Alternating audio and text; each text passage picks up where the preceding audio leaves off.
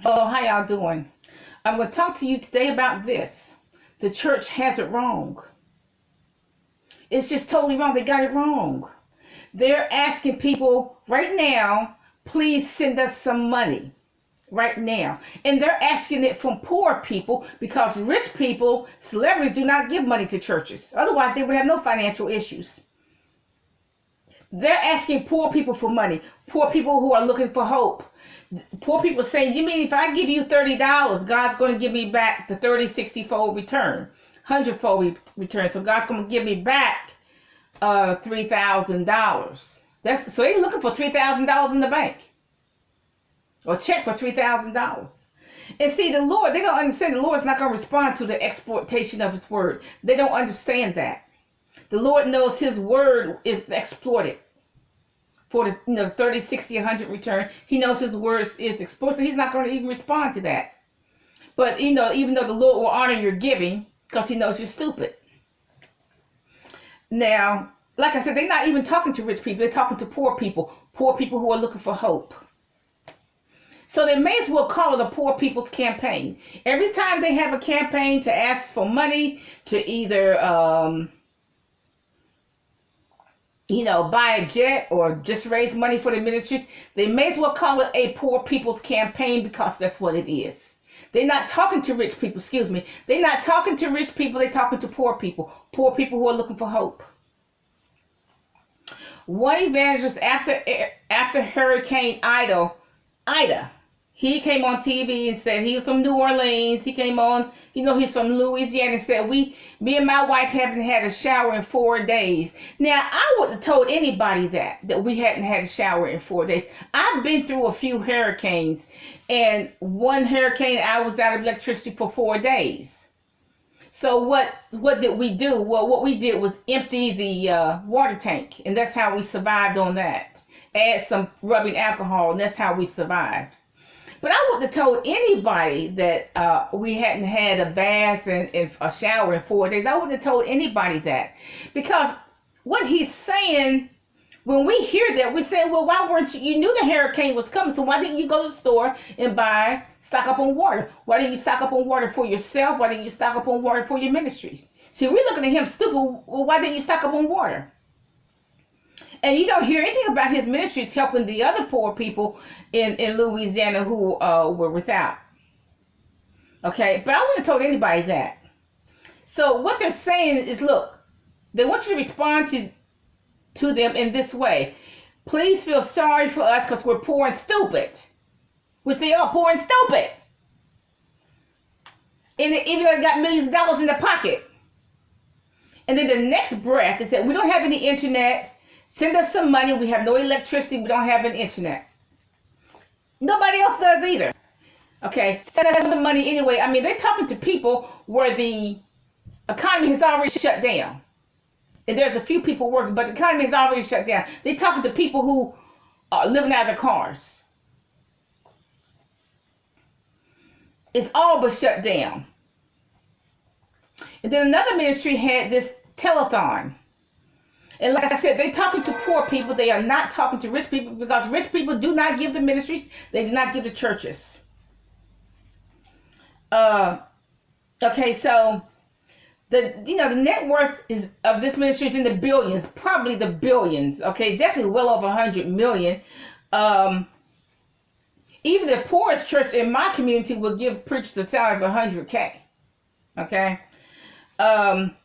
But what I don't see among these ministries is them helping the poor. God always talked about that in the Old Testament, to help the poor. Okay, he didn't say how to help them. You just do what you can to help them. Okay, and then Jesus expounded on helping the poor. That's how Judas got the idea. He said we can sell this perfume for such and such and give money to the poor. He's been watching Jesus for 3 years helping the poor. That's where he got the idea from. And Jesus was a carpenter, so there's no telling what he did for the poor. Build houses, build chairs, who knows? Because he was a carpenter by trade. Now God tells us to help the poor. Okay, so the church got it wrong. The church is saying, give me some money to support my greed, my innate greed, and keep me in a lifestyle that I've become accustomed. I want some money for a Mercedes, for a Rolls Royce, for a chandelier. I want that money for a jet. Okay, for them, to keep them in a lifestyle that they become accustomed. And look, I've been in these ministries for over 30 years.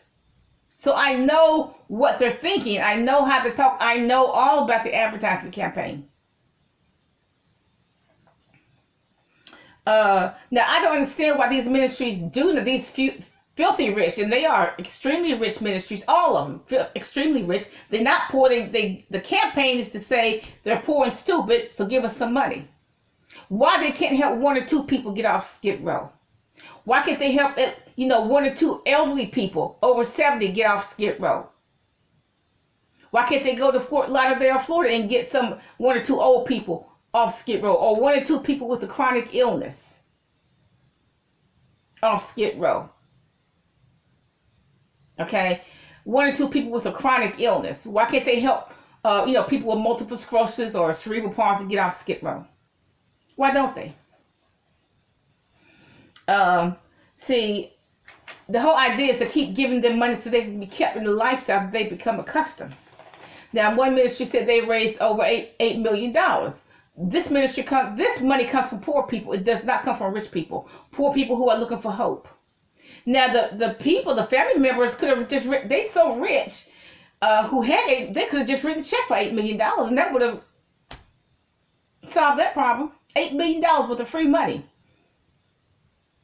Now, like I said, there's so many people in that particular family who could just written a check for $8 million. And look, if the family, if the head of the ministry is a billionaire and his children are millionaires, how much more money does the ministry have? Billions. Okay, if he's a billionaire, then the ministry probably has $2 billion in assets. See, they're raising money for themselves. They're forgetting about the poor. No, they don't even help the poor. I don't see it because I keep track of poor people. I do my best to keep track of poor people, who's helping who, how poor people live, etc.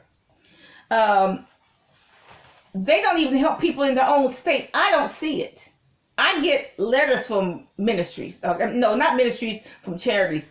I have a good idea who's helping who and where to get the money. I don't know everything, but I have a good idea. I don't see them helping poor people even in their own state. I don't see them even getting 2 people off Skid Row. I don't see them helping 2 old people get into a nursing home or whatever. I don't even see that. Okay, why can't they take care of an old person who's on the street in their 80s, put them in a nursing home and just take care of them until they die? Why can't they do that? Okay, I don't understand. But see, this is all about them. And God never meant for the church to be like that. Jesus never meant for the church to be like that. All about them, all about me. Make me rich. Keep me in the lifestyle that I become accustomed. And don't help the poor. The church has it wrong. The church has it totally wrong. It's not about them. It's not about keeping them in the lifestyle that they become accustomed. That's not what Jesus is all about. Jesus is about poor, helping the poor and poverty-stricken people. The church has it wrong because God has a whole lot to say about poor people in the Old Testament and the New Testament. Have a nice day.